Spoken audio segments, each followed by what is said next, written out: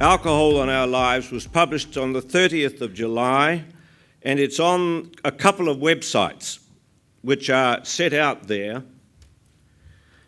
And the purpose of that paper is to do two things. It first of all tries to define the problem. And we try to bring all the research together in one place.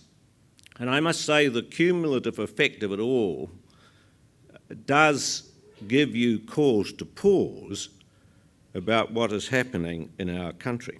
Designing a comprehensive package for dealing with this problem is a bit like walking along a tightrope.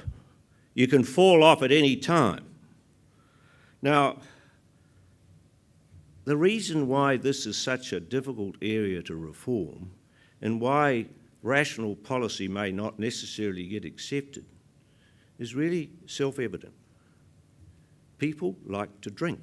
The important thing to remember, I think, about any reform program is that bills are made to pass, and parliaments pay attention to what people want.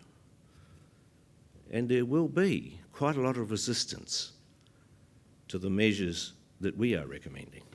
I do want to confess to you, as Minister of Justice in 1989, I was responsible for the Sale of Liquor Act of that year and the design effort that led to it. It was a highly liberalising piece of legislation. It did bring some good features to New Zealand life, a cafe society that has flourished, but unfortunately it did not change the drinking culture of New Zealand, which, as far as I can see, was inherited by the British, from the British, and it's not a very attractive drinking culture.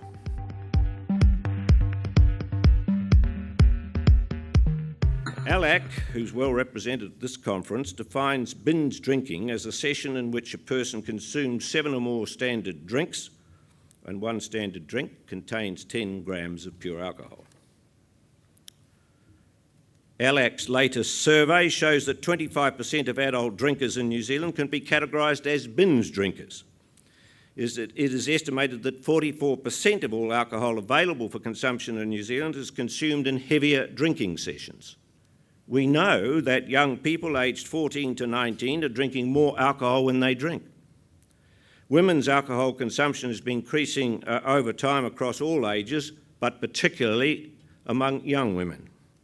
In the past, Māori have had higher rates of abstention than the rest of the population, but this is changing quickly, and those Māori who do drink have some serious problems. We are in the situation where drunkenness seems to me to be cool, where people think it's fun, that they take pictures of each other getting drunk and throwing up and put them on Facebook. Now, unless you can change by peer group pressure the need to say it is not cool to be drunk.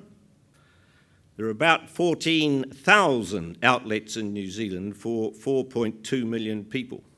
If an applicant is suitable and has a valid resource management certificate, that's the planning law, a liquor licence is almost inevitable given the present legislative provisions.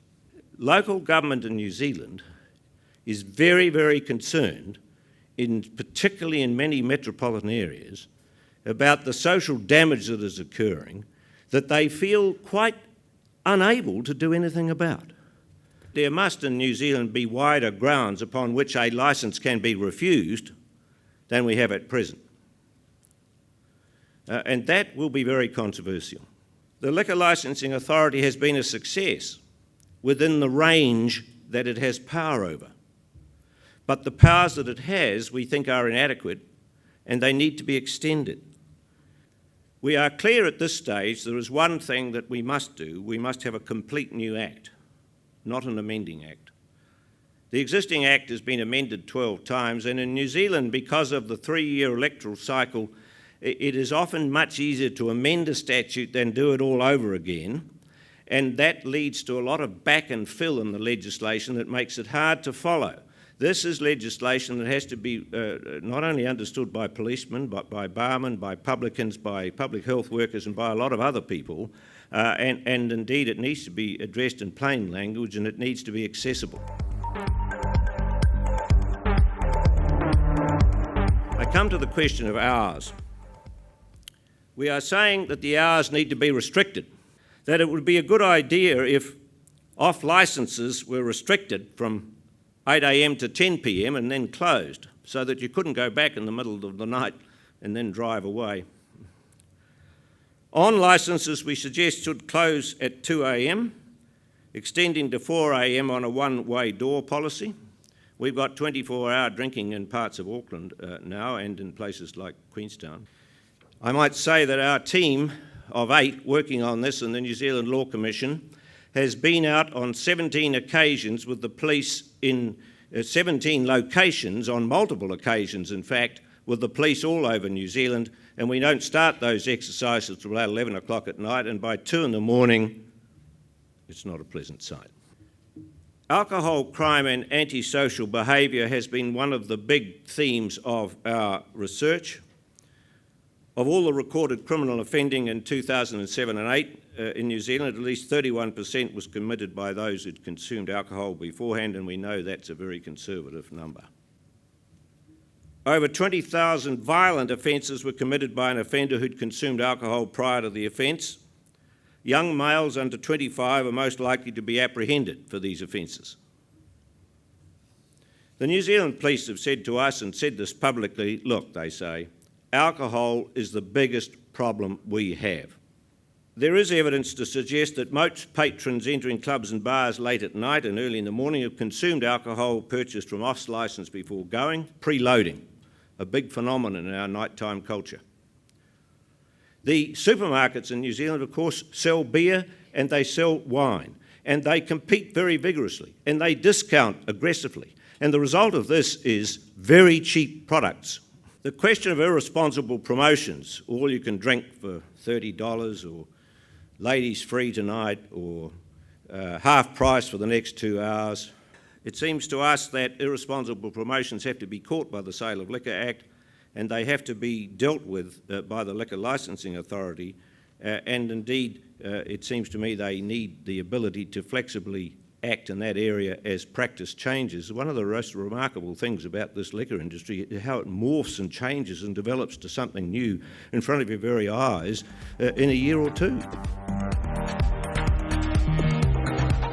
New Zealand, the age is 18. There have been repeated attempts to change that, to increase it. It was put to 18 in 1999. At the same time, beer went into supermarkets. So we are saying, look, the age needs to be increased. Our current proposal is on licences 20, at least on licences 18, off licences 20. Now that split age has secured quite a lot of support since we announced it. It is something in the nature of a compromise. It's very hard to put this particular genie back into the bottle. The district court judges said, look, when we've got repeat drunk drivers and we want to send them somewhere, there's nowhere to send them. 30 years ago, they were saying we need detoxification centres. We haven't got them. Residential care has gone away now. You know how all this community-based stuff swept through everywhere, and we did all that. It was cheaper. Well, we are really doing a very bad job on treatment, and our report says that. You could, by having specific objectives, do much better. Minimising crime and disorder, promoting public safety, minimising public nuisance, protecting and improving public health, protecting families and children from harm, minimising harmful impact of liquor on state agencies such as police and the health service, encouraging responsible approaches to the promotion and sale and support of alcohol, to ensure that the alcohol industry develops and operates in a way that is consistent with the needs and aspirations of the community. The law is a blunt instrument. It can nudge, it can help, it can move, but it can't take the burden of the whole task. And if 45 years as a lawyer has taught me anything, it is you have to be pretty humble about what you can achieve by legal change. Thank you.